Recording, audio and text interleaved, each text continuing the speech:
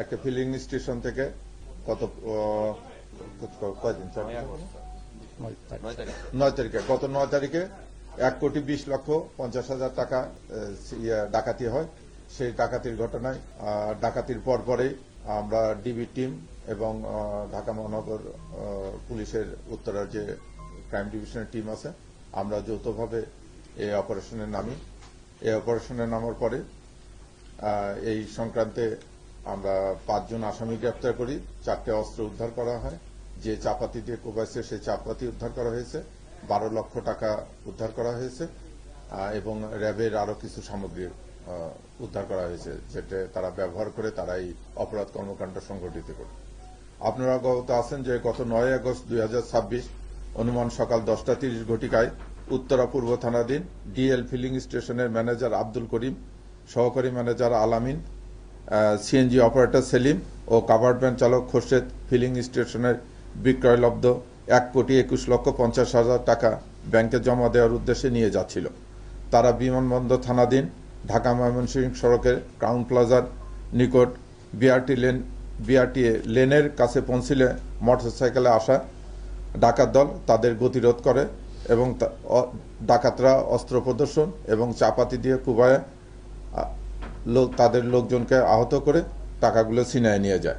উক্ত ঘটনার পরপরই ডিএমপির গোয়েন্দা বিভাগ এবং উত্তরা ক্রাইম বিভাগ যৌথভাবে তদন্ত অভিযান শুরু করে। গোয়েন্দা তথ্য অনুসন্ধানের ভিত্তিতে নারায়ণগঞ্জ জেলার সিদ্ধিরগঞ্জ এলাকা থেকে প্রথমে ইলিয়াস সিকদার এবং জাফরকে গ্রেপ্তার করা হয়।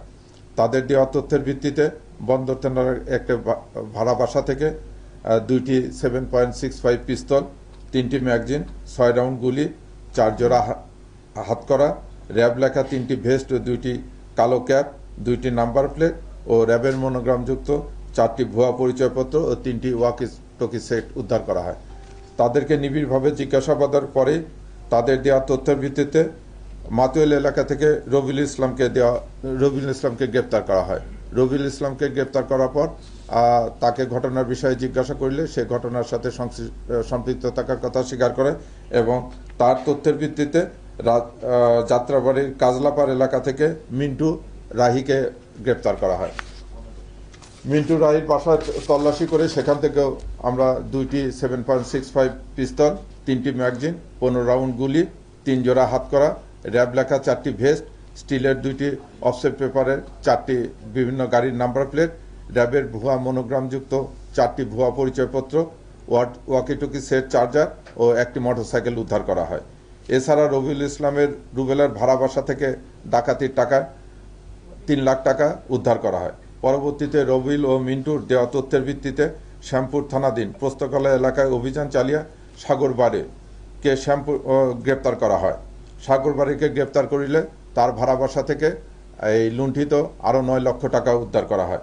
এ পর্যন্ত এই ঘটনার সাথে জড়িত মোট 5 জনকে গ্রেপ্তার করা হয়েছে এবং তাদের কাছ থেকে 4টি 7.65 পিস্তল, 6টি ম্যাগাজিন, 21 রাউন্ড গুলি, 7 জোড়া হ্যান্ডকাপ, র্যাব লেখা 7টি ভেস্ট, 2টি ক্যাপ, র্যাবের মনোগ্রামযুক্ত 8টি ভুয়া পরিচয়পত্র, ওয়াকিটকি সেট, চার্জার, স্টিলের এবং পেপারের গাড়ির নেমপ্লেট, মোটরসাইকেল একটি এবং চাপাতি এগুলো উদ্ধার করা হয়। গ্রেপ্তারকৃত 5 জন হলো ইলিয়াস সিকদার, মোহাম্মদ রবিউল ইসলাম, জাফর, মিন্টু রাহি এবং সাগরবাড়ি। আপনারা যদি আপনাদেরকে আরও একটু তথ্য দিয়ে রাখতেছি যে এই যে সাগরবাড়িকে গ্রেপ্তার করা হয়েছে তার নামে মোট 13টি মামলা রয়েছে। সে একজন পেশাদার ক্রিমিনাল এবং ঢাকা শহরে এর আগেও পূর্বেও সে একই কায়দায় মোটরসাইকেল যোগে এবং মাইক্রোবাস যোগে বিভিন্ন আর্থিক প্রতিষ্ঠান থেকে নগদ টাকা এভাবে ছিনতাই করেছে। আসামি রবিউল ইসলামের বিরুদ্ধে 4টি মামলা রয়েছে, আসামি মিন্টু রাই তার বিরুদ্ধে 3টি মামলা রয়েছে, আসামি জাফরের বিরুদ্ধে 2টি মামলা রয়েছে এবং আসামি ইলিয়াস সিকদারের বিরুদ্ধে 1টি মামলা রয়েছে। আমরা এই ঘটনার সম্পূর্ণ তথ্য উদ্ঘাটন করেছি। ঘটনার সঙ্গে জড়িত আরও প্রায় 6-7 জন আছে এবং আরও কিছু টাকা উদ্ধার করতে বাকি আছে।